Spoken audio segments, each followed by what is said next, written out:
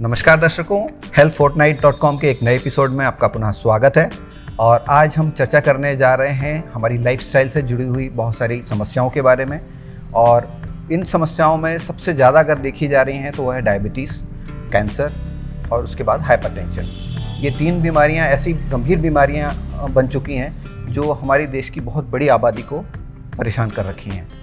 इन बीमारियों को हम ज़्यादातर कोशिश ये होती है कि किसी न किसी माध्यम से दबाने की कोशिश करते हैं उनसे निजात पाने के लिए, लेकिन कहीं ना कहीं अगर हम इनके रूट कॉज में जाएं तो हो सकता है कि बीमारियां में हो ही ना, और अगर हो भी गई हैं तो उन लाइफस्टाइल से जुड़े हुए बदलावों को अगर हम अपने जीवन में लाते हैं तो संभवतः जो हम इलाज अभी कर रहे हैं उसमें हमको मदद भी मिलेगी और उन बीमारियों को रिवर्स करने में या एटलीस्ट उनको वहाँ रोकने में हम कामयाब हो पाएंगे। लाइफस्टाइल में किस तरह के बदलाव लाए जा सकते हैं, उन बदलावों से किस तरह से हमारा स्वास्थ्य बेहतर हो सकता है, इस जानकारी को लेने के लिए आज हम मौजूद हुए हैं जाने माने होम्योपैथ चिकित्सक डॉक्टर निशांत नबीसन के साथ। तो डॉक्टर साहब, आपका बहुत बहुत स्वागत है हमारे एपिसोड में। और जैसा कि हमारी भूमिका से आप जान गए होंगे कि लाइफस्टाइल एक बहुत ज्वलंत मुद्दा है। आपने काफ़ी सारा काम इस क्षेत्र में किया हुआ है, तो आपकी दृष्टि से अगर देखा जाए लाइफस्टाइल के बदलाव ने किस तरह से हमारे जीवन में मुश्किलें खड़ी की हैं? जी, आपने ये बिल्कुल बात सही कही कि लाइफस्टाइल डिजीज़ेज़ अब लगातार बढ़ रही हैं हमारे देश में और पूरे दुनिया में। उसका एक बहुत इम्पॉर्टेंट रीज़न ये है कि हमारा जो ये शरीर है ये बनाया गया था कि हम सुबह उठें और जंगलों में जाएं, कंदमूल निकाल कर के लाएं, फल सब्जियां जो नेचर में उपलब्ध हैं उसको हम खाएं। और इसको करने के लिए हमें दिन भर बहुत समय तक चलना पड़ता था, पेड़ों पे चढ़ना पड़ता था, पहाड़ों पे चलना पड़ता था। तो हमारा शरीर बनाया गया था इस कठोर तप के लिए।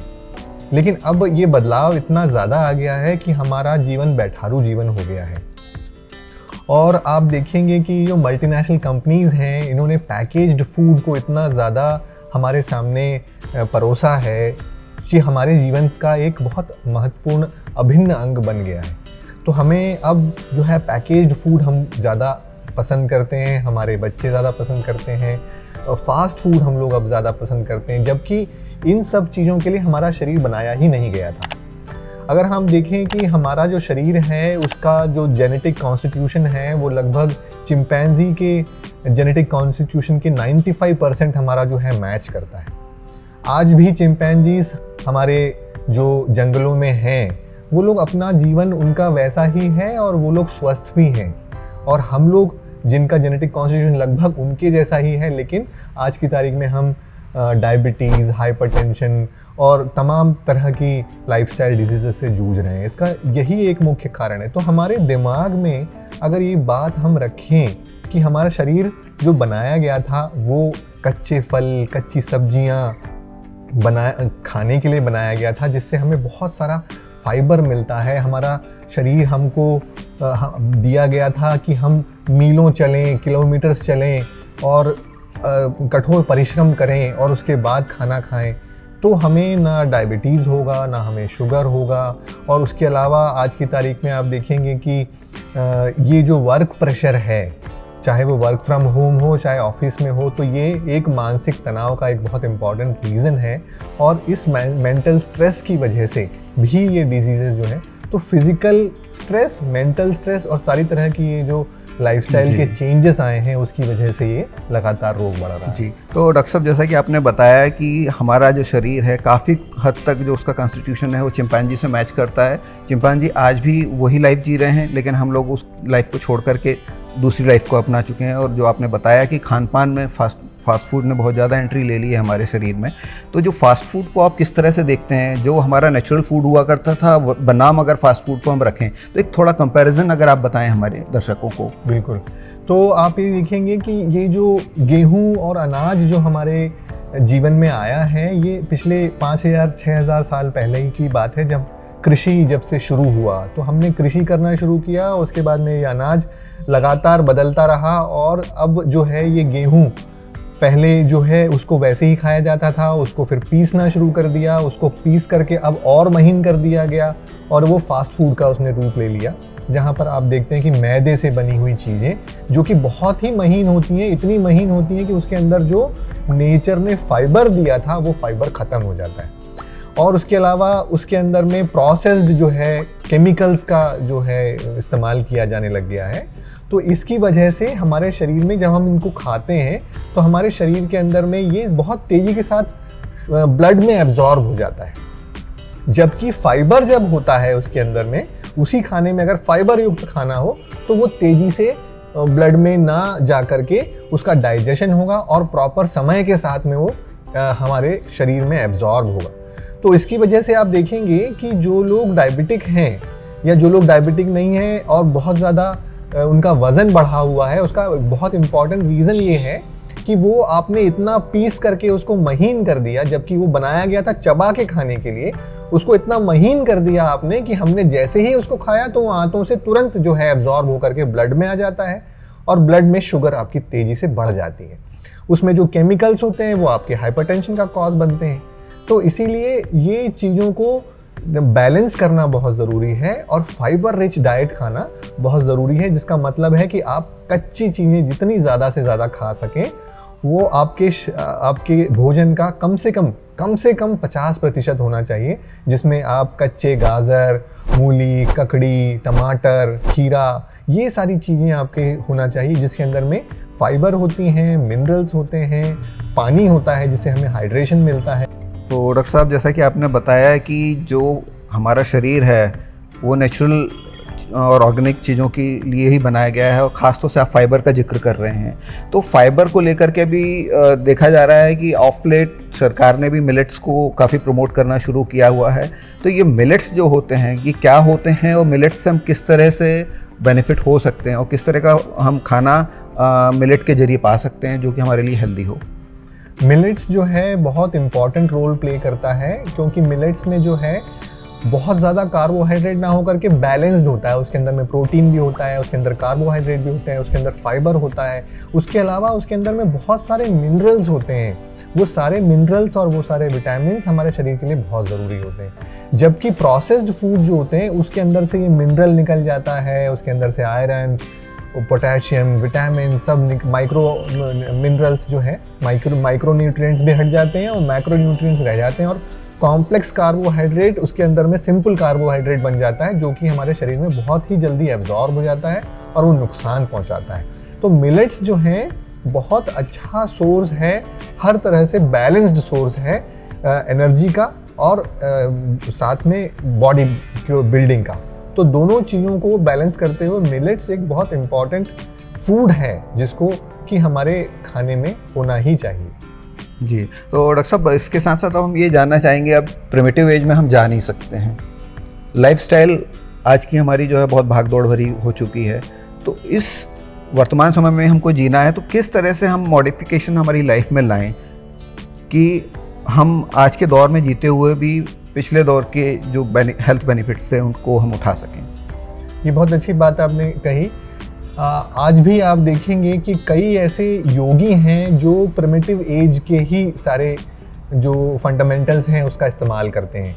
जैसे वो सुबह उठ करके योग करते हैं, योग करने के साथ में वो प्राणायाम करते हैं, मेडिटेशन करते हैं। योग हमारे शरीर को तंदुरुस्त रखने के लिए, चुस्त रखने के लिए, दुरुस्त रखने के लिए बहुत इम्पॉर्टेंट है, जो कि हमारा फिजिकल एक्टिविटी का काम करता है। दूसरा हुआ मेडिटेशन। मेडिटेशन जो करते हैं जो लोग व्यक्ति, तो वो जो मेंटल स्ट्रेस है आज की तारीख में जो हमारे वर्क एनवायरनमेंट की वजह से होता है, उस स्ट्रेस को ख़त्म करने के लिए सबसे अच्छा जो तरीका है वो है मेडिटेशन। और तीसरा जो है हमारा फास्टिंग। हमारे जो योगी होते हैं वो लंबे समय तक फास्टिंग करते हैं। फास्टिंग एक बहुत इम्पॉर्टेंट हमारे लाइफ का हिस्सा है। हमारे शरीर के फास्टिंग के दौरान एक बहुत इम्पॉर्टेंट प्रक्रिया होती है। अगर आप जानते हो कि कुछ सालों पहले इस प्रक्रिया को नोबेल प्राइज़ भी प्राप्त हुआ था, जहाँ पर आप देखेंगे कि हमारे शरीर में जितने भी गांठ हैं, हमारे शरीर में गठाने हैं या हमारे शरीर में फैट है, वसा है, ये सब गलना शुरू कर देते हैं जब हम फास्टिंग करते हैं। तो फास्टिंग जब हम करते हैं तो हमारे हर तरह के धर्म में, चाहे हिंदू हो, क्रिश्चियंस हो, मुस्लिम्स हो, हर धर्म में फास्टिंग का एक बहुत इम्पॉर्टेंट पार्ट है, जहाँ पर फास्टिंग किया ही जाना चाहिए। सर फास्टिंग पर से मेरे को याद आता है कि आज के दौर में जो फास्टिंग होती है तो उस दिन ये अनाज की बजाय दूसरी तरह के पकवान ढेर सारे बनते हैं और उनको ज़्यादा कहीं फ्राइड और इस तरह के मिर्च मसालों के साथ जोड़ा जाता है और खाया जाता है। तो फास्टिंग किस तरह की होनी चाहिए उसको ज़रूर आप थोड़ा हमारे दर्शकों को बताएं, क्योंकि फास्टिंग के बहुत गलत मायने आजकल निकाले जा रहे हैं। तो आपने बहुत अच्छी बात कही कि ये बहुत ही अलग तरह का स्वरूप है फास्टिंग का। ये फास्टिंग नहीं है जो शरीर को आपको, फास्टिंग का मतलब है टोटल फास्टिंग। इसका मतलब आप कुछ भी नहीं खाएंगे, सिर्फ और सिर्फ 0 कैलोरी चीज़ों को आप ले सकते हैं। 0 कैलोरी चीज़ों में आप ले सकते हैं पानी और स्पाइसेस। उसके अलावा कोई भी चीज़ आप लेंगे तो वो उसमें कैलोरी होती है। बहुत कम कैलोरी वाली चीज़ें होती हैं जो कि सैलेड होती हैं, तो आप सैलेड ले सकते हैं, सब्जियां ले सकते हैं। तो सब्जियों में भी बिल्कुल भी उसके अंदर में किसी तरह का तेल नहीं होना चाहिए, कार्बोहाइड्रेट नहीं होना चाहिए। तो सब्जी का आप वेजिटेबल जूस ले सकते हैं, उसके अलावा आप पानी ले सकते हैं, उसके अलावा आप नमक ले सकते हैं जिसको बहुत ज़रूरी है लेना। नहीं तो फास्टिंग करते हैं और बिना इलेक्ट्रोलाइट्स की वजह से आपको सर में दर्द हो सकता है। समटाइम्स बीपी का भी इशू आता है। बिल्कुल, इसीलिए पानी लगातार पीते रहें। तो कई लोग आज की तारीख में मॉडिफाइड फास्टिंग भी आती है जिसको हम जूस फास्टिंग कहते हैं, जिसके अंदर में सिर्फ और सिर्फ जूस पीते हैं। इसका मतलब ये है कि हमारे शरीर को जब बिल्कुल भी कोई एनर्जी का सोर्स नहीं मिलेगा तो हमारा शरीर हमारे ही शरीर के अंदर की चीज़ों को जलाएगा और उसमें से एनर्जी प्राप्त करेगा। तो हमारा शरीर जो है फैट को जलाता है और उसको एनर्जी में तब्दील कर देता है। तो आजकल विदेशों में इस तरह की बहुत चीज़ें चल रही हैं जिसमें कैंसर तक और मल्टीपल स्क्लेरोसिस और बहुत सारी तकलीफ़ों के अंदर में फास्टिंग को इस्तेमाल किया जा रहा है इस डिजीज़ के रिवर्सल के लिए। इससे हार्ट में जो वेसल्स हैं उसके अंदर में जो डिपॉजिशंस हैं वो भी हमारा शरीर खाना शुरू कर देता है, जिसकी वजह से हार्ट डिजीज़ भी रिवर्स होती है। तो मतलब इना भाई आप ये कहना चाह रहे हैं कि फास्टिंग भी एक तरह की मेडिसिन है? बिल्कुल बिल्कुल, जिससे कि बहुत सारी डिजीजेस से आप निजात पा सकते हैं। हाँ, तो फास्टिंग में अब कई बार मुझसे ये पूछा जाता है कि फास्टिंग कितने समय का होना चाहिए, कितने दिन तक करना चाहिए। तो फास्टिंग जो है, अगर आप वाटर फास्टिंग करते हैं तो 3 दिन का फास्टिंग, वाटर फास्टिंग एक बहुत अच्छा तरीका होता है जहाँ पर आप अपने बायोलॉजिकल क्लॉक को, अपने बॉडी को रीसेट कर सकते हैं। लेकिन 3 दिन का फास्टिंग प्रैक्टिस के बिना और किसी हेल्थ कोच के बिना, गुरु के बिना करना उचित नहीं होगा। लेकिन आप एक फास्टिंग बहुत इम्पॉर्टेंट और अच्छी फास्टिंग कर सकते हैं जिसको हम 16/8 कहते हैं। तो हमारे 24 घंटा हमारे होता है जिसमें से 16 घंटे आप फास्टिंग कीजिए और 8 घंटे में जो आपको खाना है वो खा लीजिए। तो बहुत बहुत धन्यवाद डॉक्टर साहब आपका। और चलते चलते हम यही जानना चाहेंगे कि जो आपने महत्वपूर्ण बातें हमारे दर्शकों को बताई हैं, तो एक बार अगर आप संक्षेप में फिर से दर्शकों के लिए दोहरा देंगे तो संभवतः उनको एक ही जगह पर सारी इन्फॉर्मेशन मिल जाएगी और इस इंटरव्यू का जिस्ट मिल जाएगा। तो आपको मैंने जो बातें बताई उसमें एक प्रमुख बात यह है कि कच्ची चीज़ें ज़्यादा से ज़्यादा खाएं। सलाद का जितना ज़्यादा से ज़्यादा सेवन करें वो बहुत अच्छा है। आपके खाने में आप ज़्यादा फाइबर रिच फूड खाना है आपको, तो मिलेट्स एक बहुत अच्छा सोर्स है फाइबर का, तो आप मिलेट्स ज़रूर खाएं। सुबह उठ करके योग करें, मेडिटेशन करें, जिससे आप अपने शरीर को फिजिकली एक्टिव रखें और मेंटली आप जो है अपने स्ट्रेस को कम कर सकें।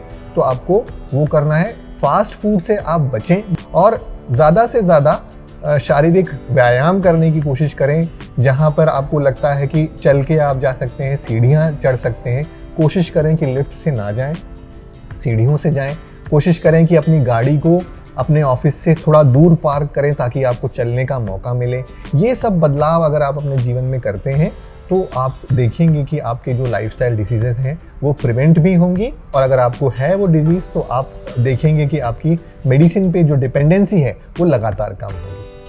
जी, तो डॉक्टर साहब बहुत बहुत धन्यवाद। आपने बहुत बहुमूल्य जानकारियाँ आज हमारे दर्शकों को दी हैं। और बहुत कम ऐसा होता है, ज़्यादातर जो चर्चाएं होती हैं कि ये दवा खा लीजिए, ये इलाज कर लीजिए, ये सर्जरी करा लीजिए, लोग उस पर तो बहुत जाते हैं और उस तरह की सलाह हमारे को बहुत मिलती भी हैं। लेकिन लाइफस्टाइल में बदलाव से जुड़ी हुई सलाह आपने जो दी है वो एक प्रिवेंटिव केयर की दिशा में बहुत अच्छा कदम है। और अगर उस चीज़ को हम अपनाते हैं तो निश्चित रूप से हमें दवाओं की ओर नहीं जाना पड़ेगा, सर्जरीज़ की ओर नहीं जाना पड़ेगा और हम मुफ्त में अपने आप को ठीक कर सकेंगे। तो आज की जानकारी के लिए बहुत बहुत धन्यवाद। जल्दी ही जुड़ते हैं आपसे एक नए एपिसोड में। Thank you. धन्यवाद।